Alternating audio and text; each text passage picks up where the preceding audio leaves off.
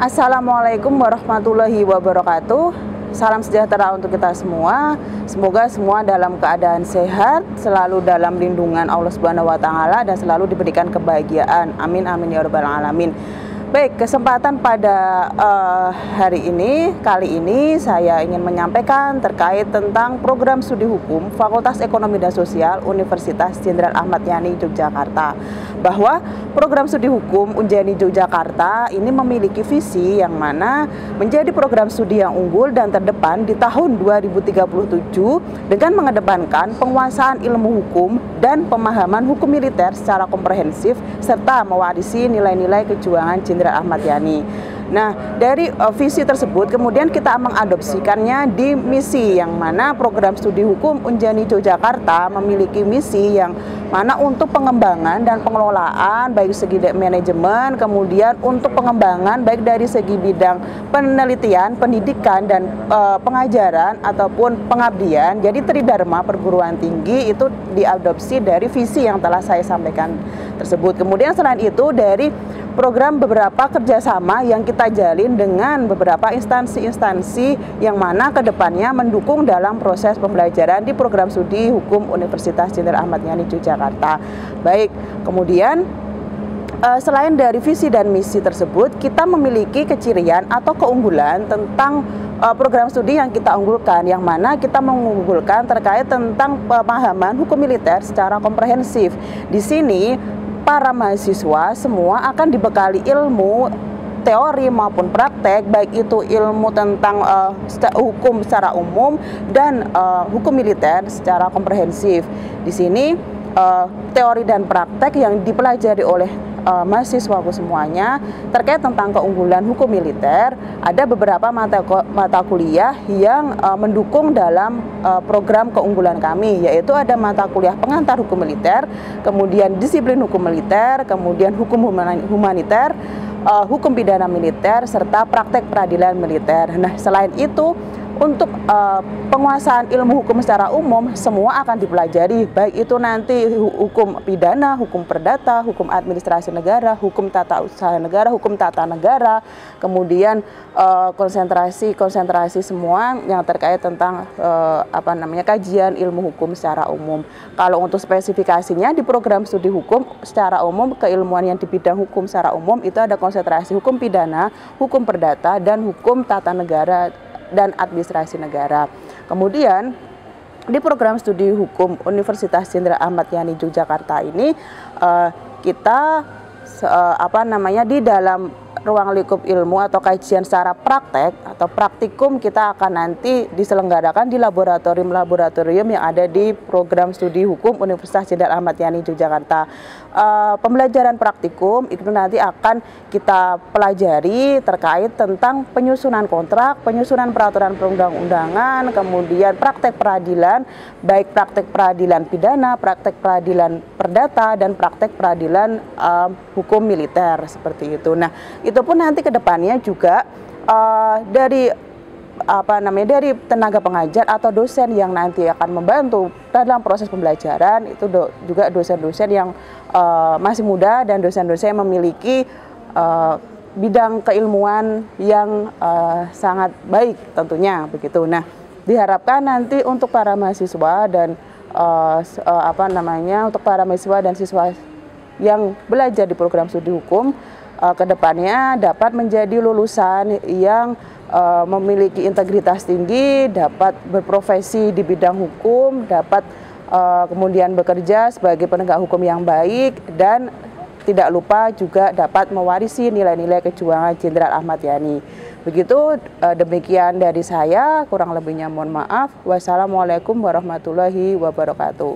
Oke, halo teman-teman mahasiswa baru Prodi Hukum Fakultas Ekonomi Universitas Jenderal Ahmad Yani Yogyakarta. Perkenalkan, saya Adbia Nur Zafarina, dosen Prodi Hukum Fakultas Ekonomi Sosial Universitas Jenderal Ahmad Yani Yogyakarta. Nah, teman-teman, mungkin di kesempatan ini saya akan menjelaskan selain kegiatan perkuliahan yang akan teman-teman nanti hadapi, teman-teman juga akan bisa berkontribusi dan berpartisipasi dalam mengikuti seperti organisasi kemahasiswaan dan unit kegiatan mahasiswa. Mungkin saya akan memberikan gambaran sedikit ya. Jadi kalau di Universitas Jenderal Ahmad Yani Yogyakarta ini, atau kita singkat Unjani Yogyakarta atau Unjaya. Nah, jadi di universitas ini ada beberapa unit kegiatan mahasiswa. Jadi kalau unit kegiatan mahasiswa itu ada di bawahnya universitas ya. Nah, itu ada macam-macam. Lebih ke minat dan bakat, terus juga minat bakatnya itu bisa ke olahraga, seni, budaya, seperti itu. Jadi ada taekwondo, paduan suara, mapala, dan lain-lain, pokoknya ada banyak. Nah, terus juga ada yang namanya organisasi kemahasiswaan, atau yang biasanya disingkat dengan Ormawa. Nah, Ormawa ini ada yang dari tingkat universitas, fakultas, sampai tingkat prodi. Nah, kalau di universitas ada yang namanya BEM Unif atau Badan Eksekutif Mahasiswa Universitas Jenderal Ahmad Yani Yogyakarta. Nah, kalau yang di tingkat fakultas, nah itu ada yang namanya BEM FES ya, karena kita prodi hukum ini ada di bawahnya naungannya Fakultas Ekonomi dan Sosial. Nah, ini nanti juga ada ormawanya yang di tingkat fakultas, yaitu BEM FES, Badan Eksekutif Mahasiswa Fakultas Ekonomi dan Sosial. Nah, ada juga yang namanya HIMA. Jadi HIMA ini adalah himpunan mahasiswa. Nah, jadi kalau di Fakultas Ekonomi Sosial ada 4 prodi, ya maka juga ada 4 HIMA gitu. Nah, khusus prodi hukum sendiri ada yang namanya Himakum, Himpunan Mahasiswa Prodi Hukum. Nah, himpunan mahasiswa prodi hukum ini ada beberapa divisi. Yang pertama ya ada divisi pendidikan. Nah, yang kedua ada juga divisi program kreativitas mahasiswa, dan yang ketiga ada divisi humas. Nah, kebetulan saya ini sebagai pembinanya Himakum gitu. Harapan saya teman-teman tidak hanya sekedar kuliah, ketika perkuliahan nanti tidak hanya sekedar kuliah, tapi juga aktif untuk berorganisasi. Pentingnya aktif untuk berorganisasi apa aja sih? Banyak banget. Teman-teman akan mendapatkan selain hard skill juga ada soft skill gitu. Jadi lulusan prodi hukum nanti diharapkan bisa menjadi lulusan yang selain bisa memahami ilmu hukum secara komprehensif, juga bisa memiliki hard skill dan juga soft skill yang baik. Oke, jadi harapannya dengan teman-teman mengikuti organisasi kemahasiswaan itu akan melatih skill teman-teman seperti bagaimana sih memanajemen waktu yang baik. Oh, saya membagi waktu kuliah saya dengan berorganisasi. Nah, terus selain memanajemen waktu yang baik, teman-teman juga bisa belajar untuk bekerja sama dalam tim seperti apa sih. Nah, ketika kita bekerja sama dalam tim, mungkin kita juga membutuhkan adaptasi dan penyesuaian diri dari yang mungkin saya orangnya sukanya menangan. Nah, di situ teman-teman akan beradaptasi dalam suatu tim yang mana membutuhkan kerjasama, kekompakan. Ya, berarti kalau kita sukanya menangan, ya agak diturunkan lah egonya. Nah, di situ kita juga akan belajar mengatur emosi kita, ego kita sendiri gitu. Jadi banyak skill yang bisa teman-teman dapatkan dengan bergabung di organisasi kemahasiswaan. Jadi harapan kami ya selaku pengelola program studi juga adalah teman-teman tidak hanya melulu kuliah pulang tidak, tapi juga aktif di organisasi kemahasiswaan. Dan kami juga berharap nantinya akan banyak lomba-lomba atau kompetisi seperti debat hukum, terus program kreativitas mahasiswa, penelitian dan sebagainya. Harapannya teman-teman itu nanti juga bisa mengikuti itu. Jadi teman-teman nanti lulus tidak hanya mendapatkan ijazah, tapi juga ada yang namanya SKPI atau surat keterangan pendamping ijazah. Di situ prestasi teman-teman, kegiatan organisasi semuanya bisa dimasukkan ke situ, dan itu sangat mendukung ketika teman-teman nanti mencari kerja, itu sangat mendukung sekali. Nah, jadi yang dibutuhkan oleh pencari kerja itu adalah orang-orang yang berkompeten selain di bidangnya secara keilmuan, tapi juga yang memiliki soft skill yang baik, bisa bekerja sama dalam tim, tidak mengedepankan ego sendiri. Nah, itu salah satunya. Dan itu semua juga bisa teman-teman pelajari loh dalam proses berorganisasi selama perkuliahan. Jadi harapan kami teman-teman lulus menjadi lulusan sarjana hukum yang bisa memahami ilmu-ilmu hukum dan juga bisa mewarisi nilai kejuangan Jenderal Ahmad Yani dan memiliki soft skill yang sangat bagus dan nggak kalah dengan universitas-universitas lainnya. Oke, sekian dulu dari saya. Terima kasih atas perhatiannya. Assalamualaikum warahmatullahi wabarakatuh. Assalamualaikum warahmatullahi wabarakatuh. Salam sejahtera bagi kita semua. Om Swastiastu, Namo Buddhaya, dan salam kebajikan. Semoga semua dalam keadaan sehat, baik, dan berbahagia. Amin amin ya rabbal alamin. Terima kasih Pada kesempatan kali ini saya ingin memperkenalkan terkait tentang program studi hukum Fakultas Ekonomi dan Sosial Universitas Jenderal Ahmad Yani Yogyakarta di pengenalan kampus bagi mahasiswa baru program studi hukum angkatan 2020. Oke, akan saya sampaikan di sini terkait tentang visi dari program studi hukum Fakultas Ekonomi dan Sosial Universitas Jenderal Ahmad Yani Yogyakarta adalah menjadi program studi hukum yang unggul dan terdepan di tingkat nasional pada tahun 2037 dengan mengedepankan penguasaan ilmu hukum dan pemahaman hukum militer secara komprehensif serta mewarisi nilai-nilai kejuangan Jenderal Ahmad Yani. Kemudian misi kita adalah yang pertama, pendidikan bermutu di bidang hukum yang responsif terhadap perkembangan. Kemudian, kerjasama berkelanjutan untuk pengembangan daya saing, penelitian yang unggul di bidang hukum, pengabdian masyarakat di bidang hukum yang berdaya guna dan berhasil guna, manajemen pendidikan yang baik dan mandiri, kemudian pendalaman dan pengembangan nilai-nilai kejuangan Jenderal Ahmad Yani. Begitu, ada 6 misi dari program studi hukum Fakultas Ekonomi dan Sosial Universitas Jenderal Ahmad Yani Yogyakarta. Kemudian, keunggulan dari program studi kami, yaitu program studi hukum Universitas Jenderal Ahmad Yani Yogyakarta, adalah penguasaan ilmu hukum dan pemahaman hukum militer secara komprehensif. Di sini maksudnya adalah khususnya lulusan prodi hukum Fakultas Ekonomi dan Sosial UNJANI Yogyakarta diharapkan memiliki kemampuan untuk berkontribusi dalam membangun hukum nasional dan mampu menyelesaikan permasalahan hukum secara profesional serta memiliki wawasan yang luas dan memiliki kemampuan dalam memahami kajian di bidang hukum militer. Jadi di sini keunggulan dari program studi hukum sendiri adalah kajian terkait tentang hukum militer. Selain dari kita mempelajari kajian ilmu hukum secara umum, kita juga mempelajari kajian ilmu hukum militer khususnya seperti itu.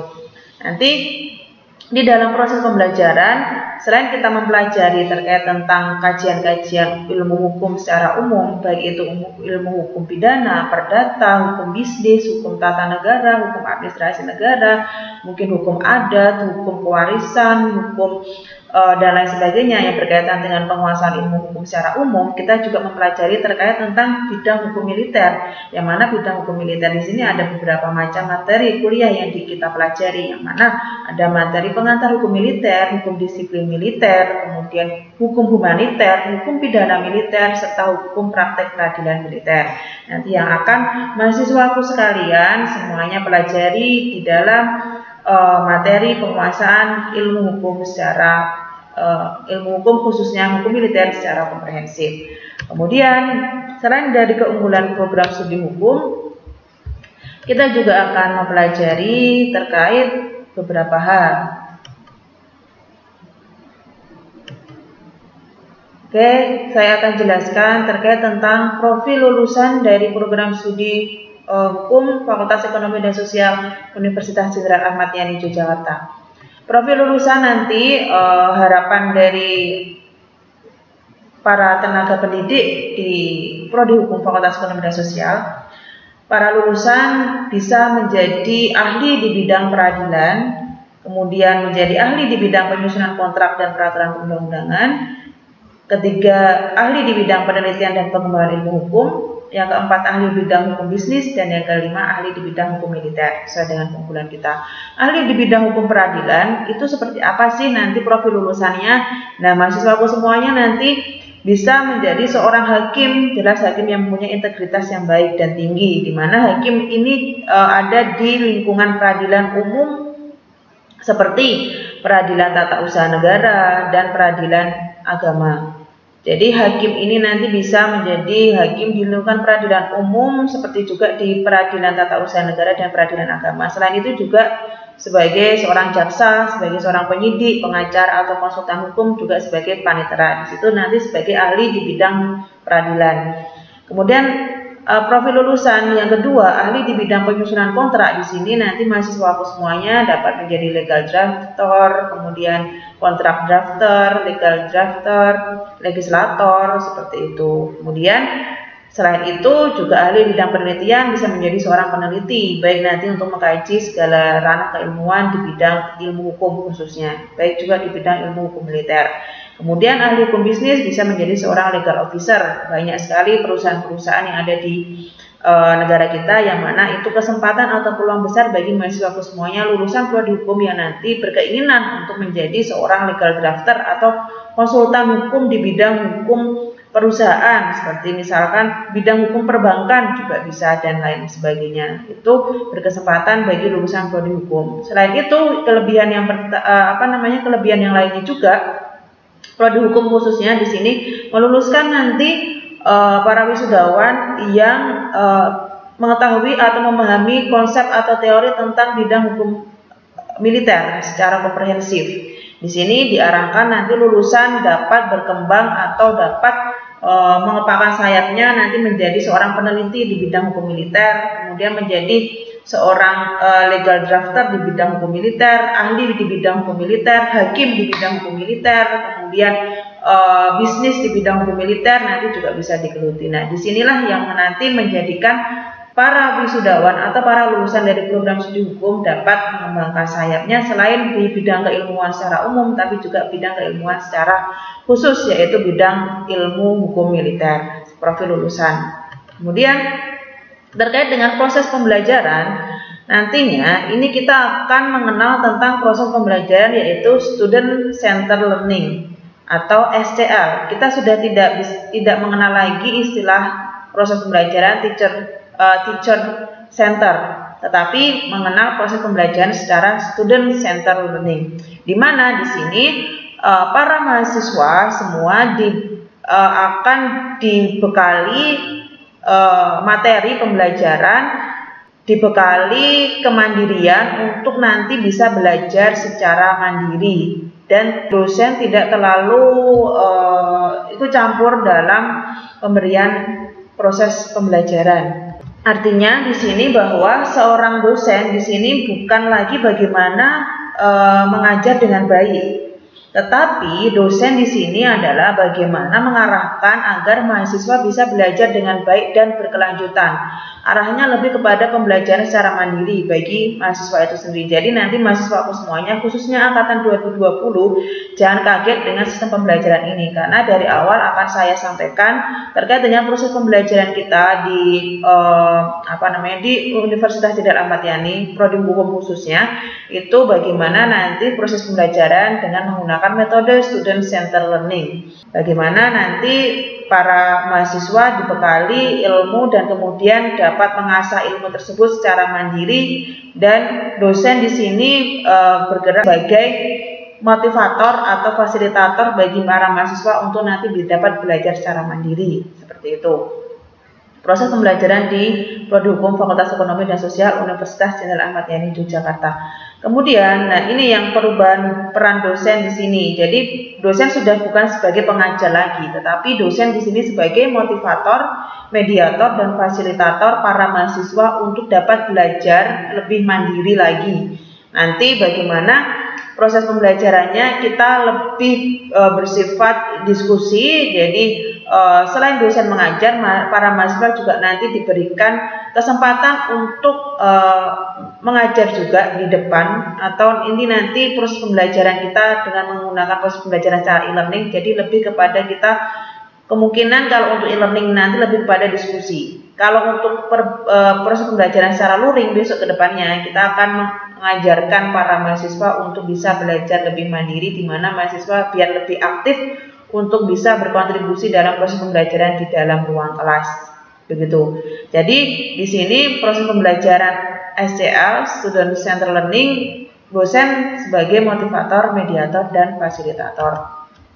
Kemudian proses pembelajaran di Prodi Hukum, seperti yang saya sampaikan tadi, bahwa kita menggunakan metode Student Center Learning, kemudian melatih berpikir kritis pada para mahasiswa, kemudian mengkaji kasus, analisis kasus yang ada, kemudian menelaah teori-teori yang ada yang dibahas oleh para dosen nantinya, kemudian belajar dengan praktek. Akan banyak juga nanti praktek-praktek atau praktikum, mata kuliah praktikum yang akan mahasiswa aku pelajari semuanya. Kemudian akan perbanyak diskusi. Selain itu, topik-topik yang berkembang, menyesuaikan peristiwa aktual, dan melatih analisis dan logika hukum.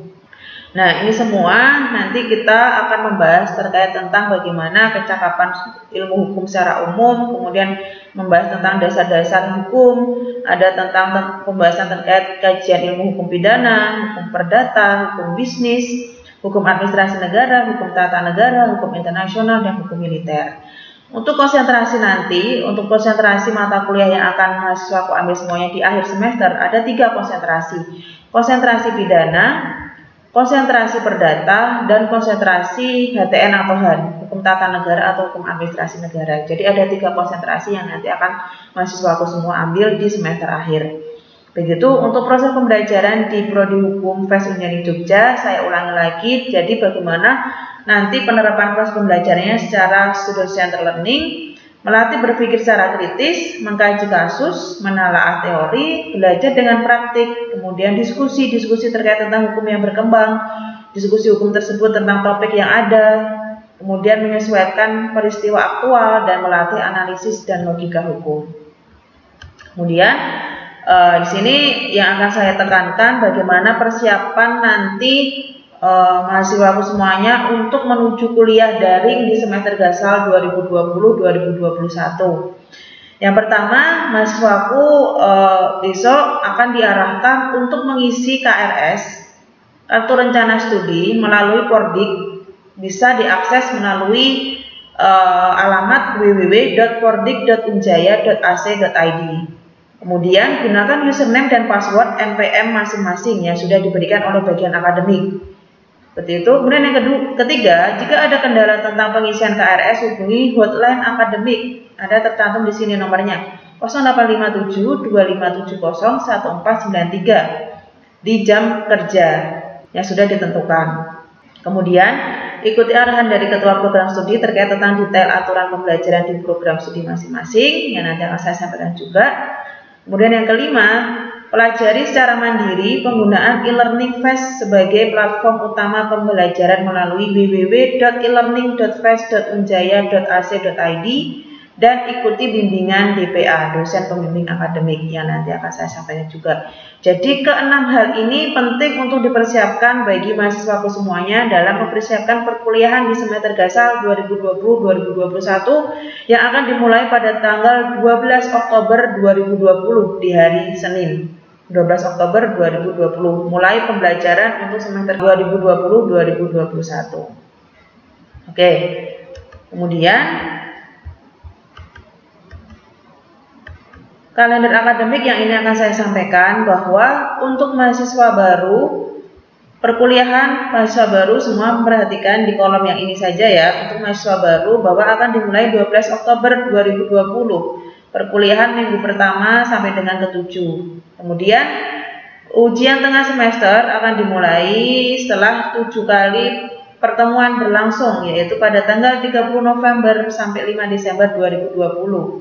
Kemudian perkuliahan lanjutnya yang kedua, perkuliahan 8 sampai dengan 14 akan berlangsung pada tanggal 7 Desember 2020. Kemudian ujian akhir semester pada tanggal 8 sampai 13 Februari 2021 dan untuk KRS di ujian KRS akhir semester 2020-2021 itu pada tanggal 15 sampai 20 Februari. Ini untuk gambaran kalender akademik yang nanti akan mahasiswaku semua jalani di semester gasal 2020-2021 ini.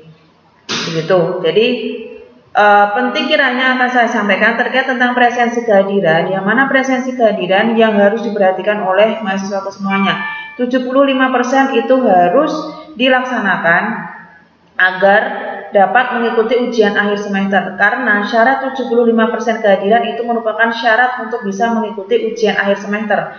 Jikalau ternyata presensi di bawah 75% sehingga tidak dapat untuk mengikuti ujian akhir semester, yang berakibat pada nanti nilai akhir dari ujian akhir semester mahasiswa semuanya tidak akan mendapatkan itu, karena proporsi persentase penilaian ujian akhir semester dan ujian tengah semester itu adalah 20%, 20%. Ketika ujian akhir semester itu tidak dapat mengikuti, secara otomatis 20% dari nilai akhir akan mahasiswaku semua yang didapat akan hilang karena tidak dapat mengikuti ujian akhir semester yang disebabkan karena presensi yang kurang dari 75% tersebut. Sehingga saya sampaikan dari awal untuk presensi harap diperhatikan, apalagi untuk e-learning ini, supaya teman-teman semua, mahasiswaku semua nanti memperhatikan setiap kali perkuliahan dimulai selalu untuk absen di awal, begitu ya.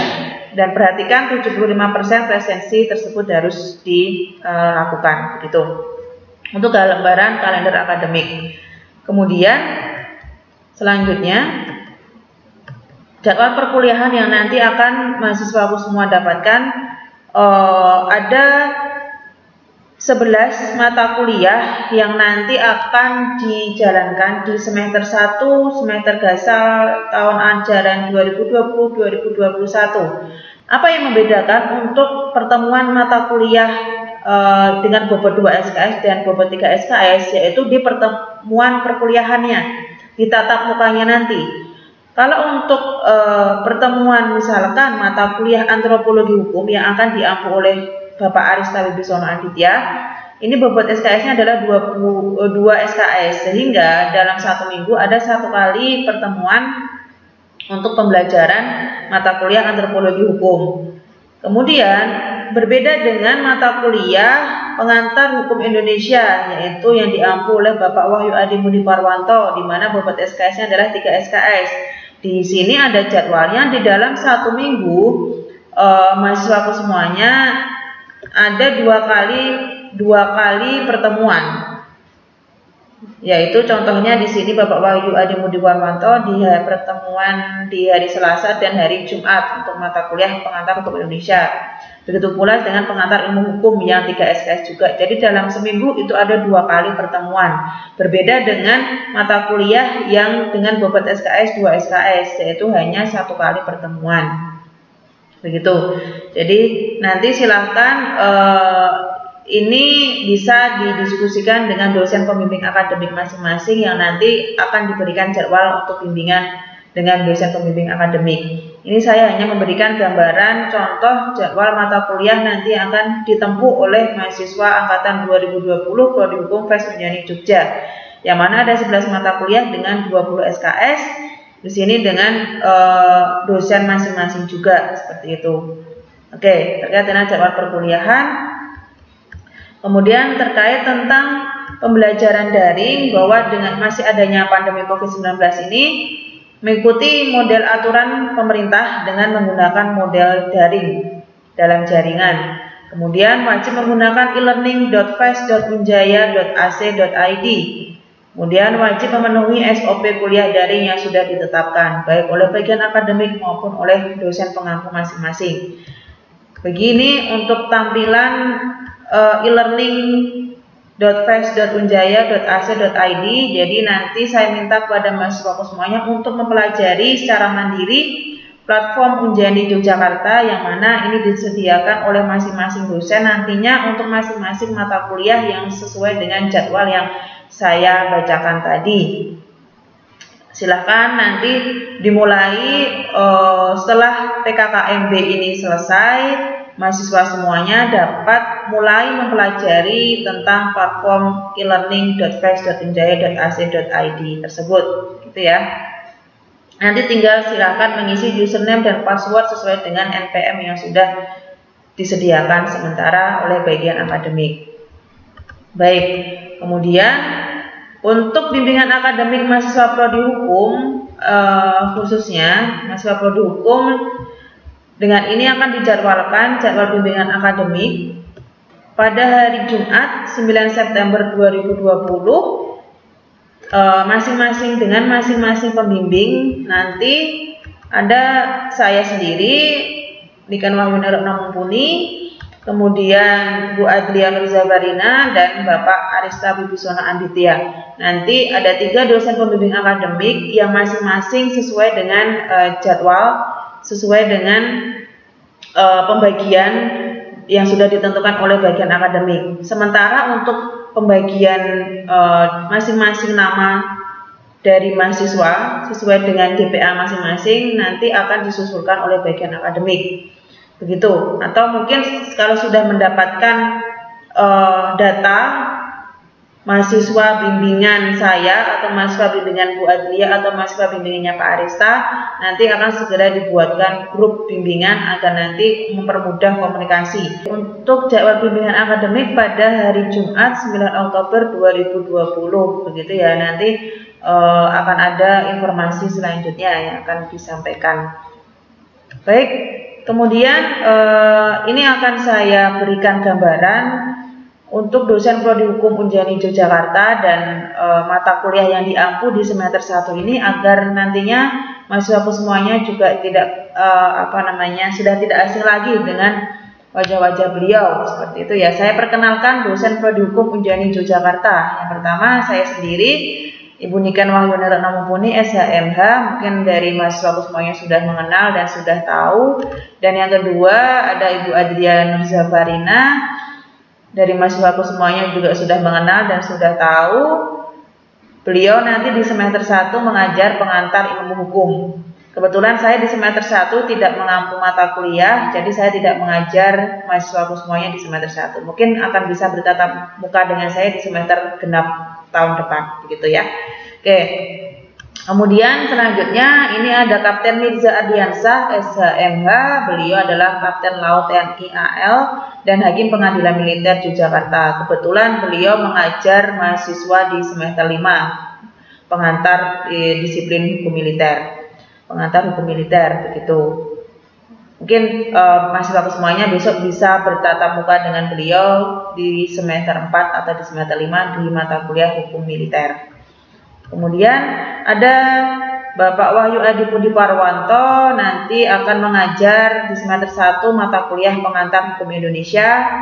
Kemudian ada Bapak Arista Wibisono Anditya, SHMKNMH, nanti akan mengajar antropologi hukum dan nanti juga akan beberapa dibimbing oleh Bapak Arista Wibisono Anditya karena beliau sebagai dosen pembimbing akademik juga. Kemudian ada Bapak Ade Gunawan, SHMKN, kemudian ada Bapak Muhammad Zaki Mubarak, nanti semester 1 mengajar ilmu negara. Beliau selain dosen, beliau juga praktisi dan sebagai pengacara juga. Untuk gelar beliau yang terbaru, beliau sudah menjadi doktor. Jadi Dr. Muhammad Zaki Mubarak, SHM. Oke, setelah Dr. Muhammad Zaki Mubarak, SHMH, kemudian ada Ibu Rengganis Jutara Giliana. Ada Bapak Danang Prasetyo, nanti di semester 1 beliau mengajar pendidikan Pancasila. Kemudian ada Bapak Sulhan Zainuri, beliau nanti mengajar pendidikan agama Islam. Kemudian Bapak Nur Hadi, beliau nanti mengajar pendidikan agama Kristen semester 1. Ada Bapak Agung Widodo, beliau nanti mengajar di pendidikan agama Katolik. Kemudian ada Ibu Arini Mifti Jayanti, beliau nanti akan mengajar mata kuliah pendidikan karakter yang akan mahasiswaku ampuh semua di semester 1. Kemudian ada Ibu Nori Purwanasari, beliau mengajar mata kuliah bahasa Indonesia. Ada Ibu Anita Wijayanti, beliau mengajar mata kuliah bahasa Inggris. Dan ada Pak Syarif Nur Hidayat dan Pak Ahmad Hairun yang nanti beliau akan mengajar di semester dasar semester 3 ketika nanti teman-teman sudah beranjak di semester 3. Kalau untuk semester 1 beliau-beliau yang saya sebutkan tadi di awal, begitu. Oke, saya akan mengambil beberapa satu gagasan dari Prof. Bagirmanan. Beliau adalah ahli di bidang hukum tata negara. Beliau mendefinisikan bahwa atau menjelaskan bahwa keberhasilan yang diraih oleh mahasiswa di universitas akan bergantung pada diri mahasiswa itu sendiri. Belajar untuk menjadi mandiri adalah kunci utamanya. Karena dalam dunia perkuliahan, dosen hanya bertugas untuk membuka pintu ilmunya saja. Sisanya diserahkan kepada mahasiswanya. Perguruan tinggi adalah tempat belajarnya orang dewasa, bukan lagi anak SMA. Begitu yang disampaikan oleh Prof. Bagirmanan. Jadi, apa yang bisa dipetik dari kata-kata ini bahwa mahasiswaku semuanya nanti ini sudah beralih ke tingkat yang lebih tinggi. Dari SMA, tingkat sekolah, kemudian sekarang menjadi tingkat ke mahasiswa di perguruan tinggi. Yang mana di perguruan tinggi nantinya dituntut untuk belajar secara mandiri. Belajar mahasiswa tersebut bisa tidak hanya bergantung kepada dosen saja, tetapi mahasiswa di sini bisa diarahkan untuk belajar secara mandiri, belajar dengan sendiri.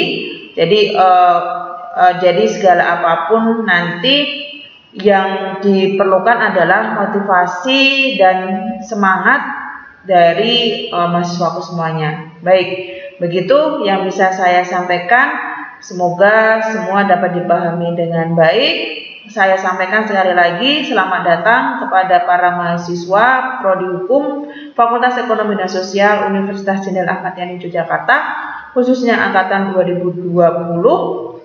Semangat untuk belajar, semangat untuk belajar di dunia jaringan. Semoga kita segera dipertemukan di perkuliahan tatap muka yang insya Allah akan dilaksanakan di semester genap tahun depan. Demikian paparan dari saya, kurang lebihnya mohon maaf. Wassalamualaikum warahmatullahi wabarakatuh. Salam.